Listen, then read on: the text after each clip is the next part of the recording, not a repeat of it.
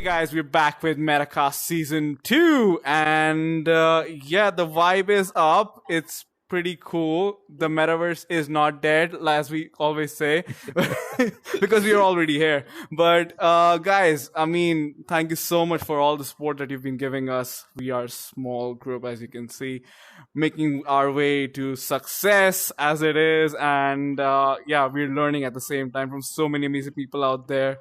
But today I want to talk about something that's pretty personal to me, Taza, to be honest. Yeah. And Tom, before I introduce you, I would say this is actually a surprise. So 7 months back, I started my dissertation on the metaverse. Of course, a lot of people know this because I've been bragging about it through all the seasons and all the episodes. That was my introduction to how things work out in VR and in Web3. Now, when I ventured out to LinkedIn, I think the first person I came across was Mr. Tom Ffiske. And Tom, thank you so much for joining. And it's a big thing that you're there on this session today, because I think you were the first person that I looked up to when I started my journey with Web3. That's a surprise. So, and it's pretty cool. It's pretty cool to have you in here. But yes, Tom, the stage is yours. I mean, it's amazing to have you with us. Please share with us what amazing magic you do in the space. Wow, well, I mean, that's a strong start. I'm not sure where to even begin. That's very, that's incredibly kind for you to say. So thank you so much. I got my start because of Pac-Man, like every person. It's a weird one. It was back in 2015, and there was a meetup in London where people were just trying out these VR games. And there was one game which was like a first-person Pac-Man. So you're in the maze, you're running away from ghosts, and there's high walls, and there's ghosts chasing you. This was also the time where you were using something called a whiz dish. Now, a whiz dish is when you can like run in place, and you can like just go all around, like almost like a little treadmill of sorts. And I was getting, so it was my first time trying VR properly, and I was getting really, really sweaty, and it was like quite kind of terrifying. I was wearing quite a baggy shirt. I was quite young. And then, it was just like quite a wild time, just like kind of run away from people. After that, I was like, oh, cool. There's like immersive technology as a whole is really interesting. So I started my precursor blog, which was called Virtual Perceptions, which focused more like immersive technology, so virtual augmented reality. Blog continued for some time, and I evolved into the newsletter, which is called the Immersive Wire. The newsletter got bigger than the blog, so I merged the identities, and it's just Immersive Wire as a whole generally. And then for a long time, I've just been posting my analysis of what's been happening in the sector. Later in this podcast, I anticipate we're going to be talking about what's been happening this week when it comes to metaverse activities, where there is a fair bit of cynicism. It seems that people have leapt off the metaverse boat and has jumped on the Gen AI boat, and they see as two binary things. And I feel that there's more to explore within it as well. My core focus has not changed since 2015, ever since I was Pac-Man trapped in a maze. I'm always going to be an immersive tech person. I've always been fascinated by how our virtual lives is becoming more immersive and spatial. And I believe that all the trends we are seeing just come within that fold as well, which is my focus. Nice, Tom. Tom, thank you for sharing. It's great to have you on. Tom, in terms of the metaverse today, it's been, as you rightly pointed out, there's been a lot of criticism. Companies have been downsizing their metaverse departments. It feels like it's Armageddon for this industry as a whole, or doomsday, perhaps. I just don't. I'm just quite careful about it. I want to hear both of your perspectives, though. Do you think it is Armageddon, or do you think it's more nuanced? No. I mean, from my angle, I believe in the technology. I appreciate and understand we're probably 3-4 years away from crossing the tech chasm, as one of our previous guests puts it. But we've done so much already, talking to different people, understanding the space. We even in the metaverse environments like Oculus, we go into a rec room, have conversation with people, and try to do our own primary research on the metaverse. No, we fully believe in it, Tom. From my angle, it's happening. but as of today, the metaverse is it has a lot to do to get to where it needs to get, but it will eventually. Um, and other technologies like AI will play a key role, which people somehow, well, the general population perhaps might not get, but all these technologies will integrate. So yeah, I Hadi. think so too. That's true. Yeah. I completely agree with that because I think I recently saw a post on LinkedIn which was about Journey and OpenAI teaming up together. Now, what's been going on there? I couldn't see the video completely, but I saw something that's about integrating AI into specific objects within VR. Now, how that plays out is something that I'm really interested in. It's sort of like for me, I'm imagining myself in a free world where I'm dealing with NPCs and they have real world sense. So if I'm trying to play GTA and I want to kill some people out there on that field, I know they could kill me better. So, I mean, it's Just just like yeah, just on the topic of AI, out of curiosity, I use ChatGPT quite often throughout my days now because it gives me what I need. It gives me something to work off, and I think if ChatGPT, which is the most primitive level of AI, in terms of its advancement, if it is what it is today, imagine in 3 4 years time what it could be and what that could mean for the metaverse. yeah, that's true. I would say what's more interesting about those generative AI is how it'll be used for generating virtual worlds. So the idea of Hmm. speaking things to creation. I think tools like TikTok have proven that an app can grow really quickly if they're really easy to use and easy and streamlined for and easy to access. And I Hmm. have a suspicion that if metaverse related platforms integrate using generative AI to generate what's on your mind uh, as easily as typing, I have a strong suspicion that it's going to be really interesting when it comes to development. And I That's would true. Yeah.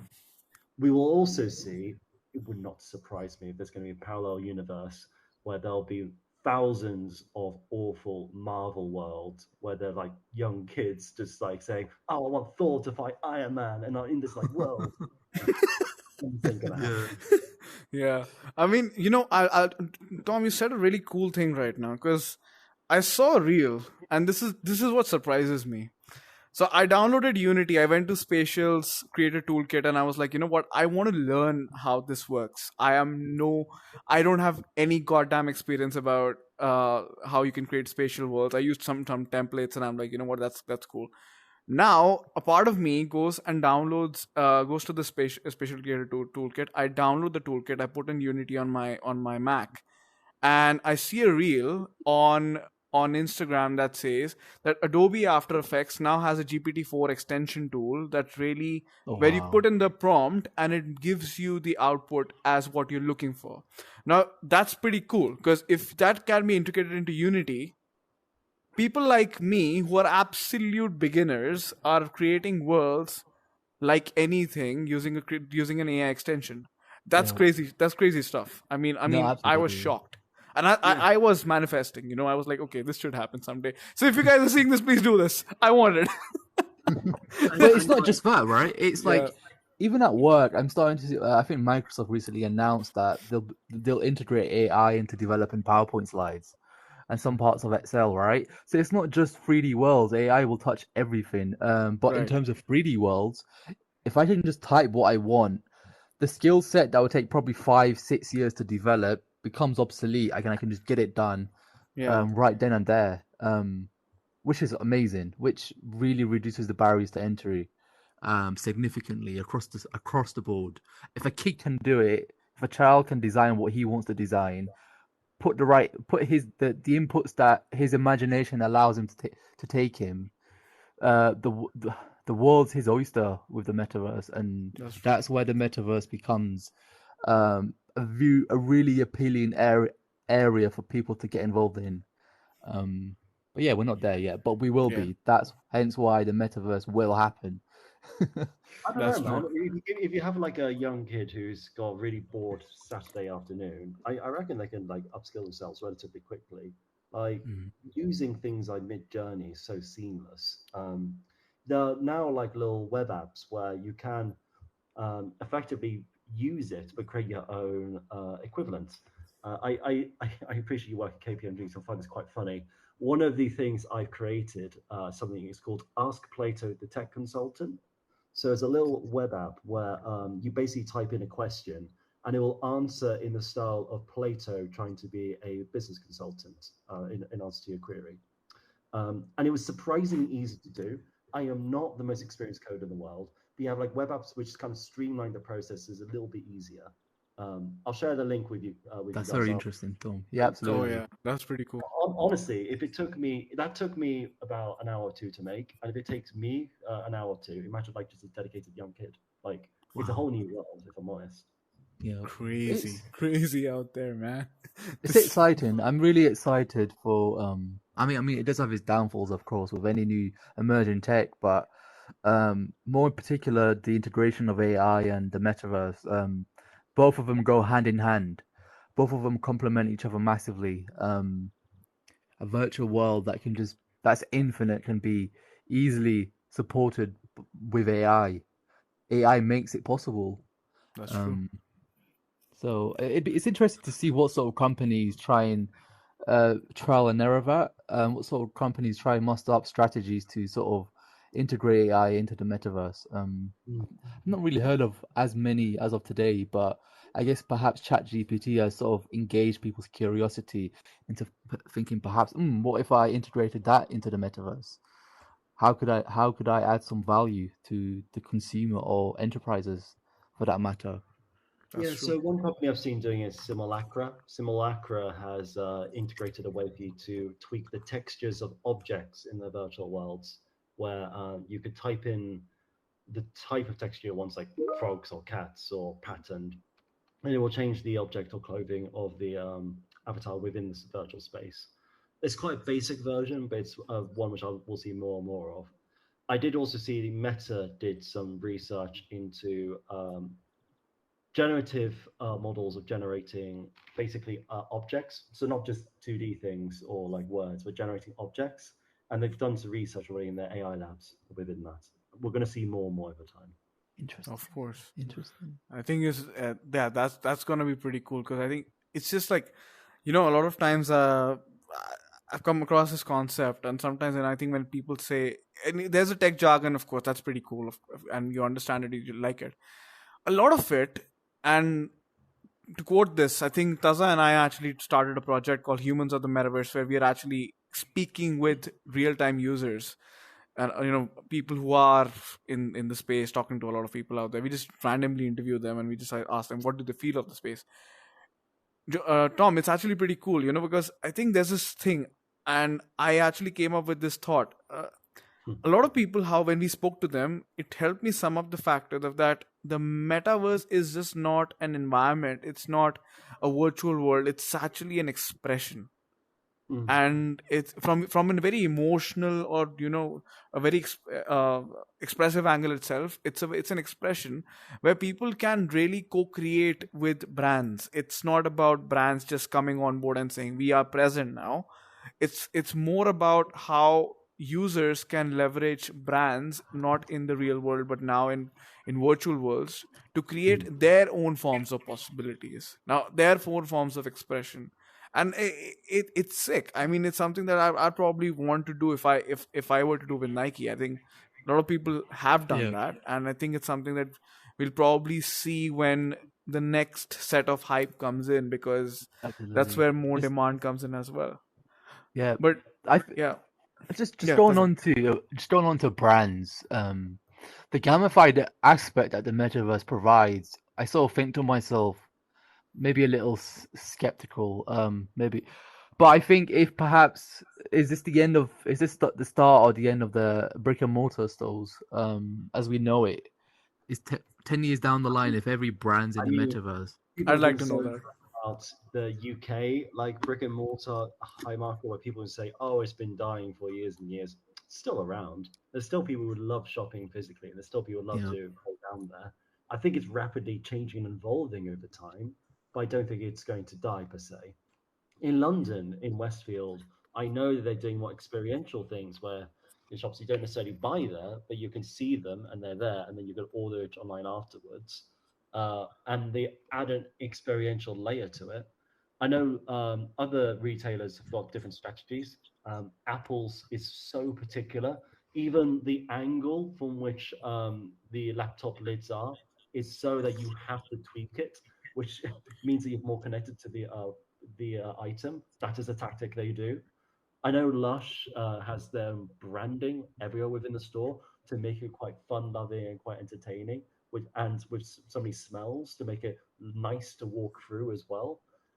I just think that retail's just evolving and adapting to The tough market, and I don't think that it's going to disappear entirely. I think that's a fair point. It will adapt and pivot alongside tech and Yeah. alongside what the consumer expectation and demands are.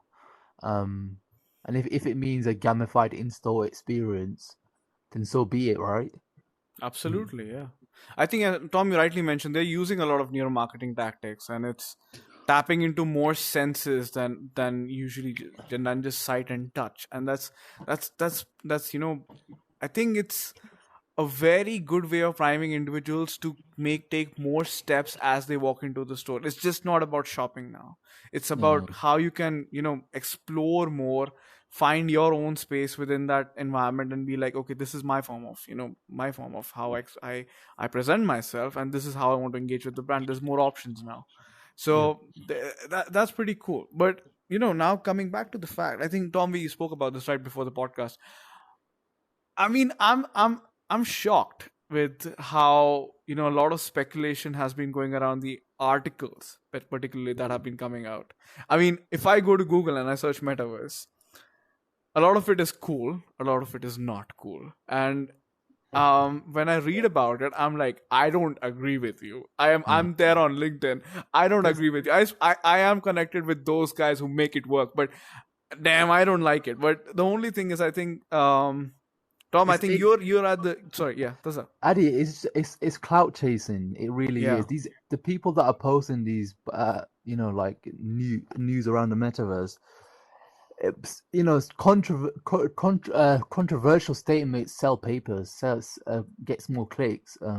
Absolutely, yeah. They really look, yeah, man. If everyone starts saying, the metaverse is a utopian, and we should start striving towards it, everyone's gonna be like, hang on, I don't believe that. But if you start saying the metaverse is dead, the metaverse is failing, the metaverse will fail, that will get more clicks from the general population. Sorry, Adi. Definitely. But I mean, Certainly yeah. ample evidence that the media cynicism is a great driving clicks. I find it remarkable how many publications in the UK still call Meta Facebook, because a lot of the readership still sees them as Facebook. Which I don't know if that speaks to media literacy or just how behind some people are in the UK, but what do you do? But Adi, you have a fair point on that. You said you've done research into the UK and their stance on the metaverse. We're very conservative in terms of this area of tech, so perhaps it's along the lines of what you just said, Tom. Yeah. I mean, there's plenty of evidence to show the UK is quite cynical when it comes to the metaverse. We're very cynical as a concept, and it is intriguing that does bubble into the way how the media portrays it as well. There's a lot of publications that are doing op-eds saying how it's the metaverse. I know the Wall Street Journal did that recently. Futurism did a wonderful. I'm sorry, that's hilarious. I was trying to hold myself, but yeah, I'm sorry. Metaverse. Honestly. I mean, there's another line that the lines are crackers. I have to give them credit. The Futurism did another line how Mickey Mouse and Clippy from Microsoft is baiting the metaverse ship, which I've just. Jesus. My God. Oh damn. What's the chances that they use ChatGPT for that heading? Hey. Don't tempt me. I'm always tempted to check now. I mean, we can, so why not? Yeah. Why not? I know you're in a VR head, so I'll quickly check. Write me a joke on the metaverse. Let's see. But while this generates one now, in a more seriously, I do genuinely think that there's an element of seeing these divisions like Disney shuttering what they're doing when it comes to it, and a refocus on generative AI, which thinks is binary. Oh, people are focusing more on Gen AI, therefore metaverse things are going to be drained. Now, it's certainly true that generative AI investments are actually dwarfing metaverse investments in the first quarter of this year. So empirically, yes, there's more funding interest at the moment for Gen AI. What I'm finding really interesting though is that doesn't mean metaverse work is disappearing at all. You're still going to have Meta's Reality Labs investing a lot of money into it at the moment. Microsoft is still focusing on the metaverse when it comes to its overall tech stack. Which I can list you so many companies who are still working on it and building on the fundamentals and doing really well within it too. I've just recently become an advisor of a company called Haven, which is focusing on using VR for the sake of mental wellness, which I really believe in as well. I I love the think it's concept. I think I saw it on Yeah. your post as well. Yeah. yeah, and I just think it's more what's happened is just like the binoculars have moved, the focus has moved. You're going to still see good work within it, but it's just going to shift. I mean, look at AI. AI work has been happening so much for like so long. All that's really happened is like OpenAI has finally unveiled what they've been working on for some time, changed everything. Yeah. Now everyone's just like, oh wow, all this quiet work they've been doing for years was worth it. That's what happened. And it's pretty incredible.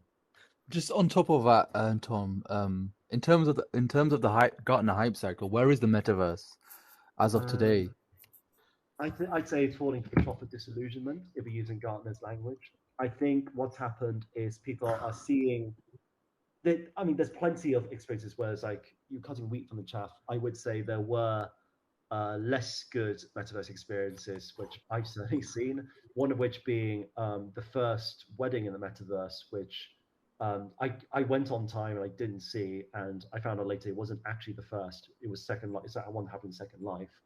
Um, we're going to see less fluffy things like that just come out, but we're going to see more hard and more better examples in relation to it too. Even anti-examples. Magnum Ice Cream doing that anti-metaverse campaign works really well Yeah. because it's a focus on authenticity with a brand. I'm not saying every single brand should have a metaverse play. If it works for the brand, you should have one. For Magnum, having an anti-metaverse play works really well for them. Same goes for Heineken. Heineken did exactly the same thing about a year ago, and it was pretty interesting. And you know what the craziest part is that they've normalized the usage and the visualization of the metaverse. That's pretty cool because I think when I saw the ad, I was like, okay, so if Magnum is now doing an ad about this and they are actually visualizing the metaverse in terms of how people really want to view it, it's a win. It's an absolute win. It's a win for the metaverse. It's a win for the fact that it exists. So we are saying it's anti-metaverse, but it is also the metaverse. So it's absolutely a good way to go around association. I think that was a brilliant campaign. You shared it. I loved it. I saw it and I was like, dude, this makes my day. I mean, it's crazy. I love it. But yeah, I mean, also I think as Tommy rightly mentioned, in terms of how people perceive this thing, I think I have one thing to say. People, before you wear the headset, get your mindset right. I think that's what I'll stick to because what if you imagine to view amazing stuff in the metaverse, you will look for it once you wear the headset. We found it. We didn't just wander into it and it's like we were like, okay, this is not ready. It was we had to navigate our way through it as we navigate through the real life scenarios.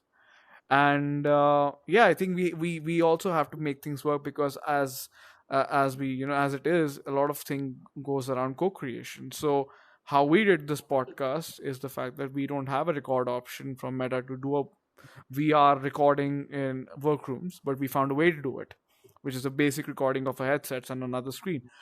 So I think that's key. That's key fundamentals that um I it's think, yeah. it's yeah, go ahead.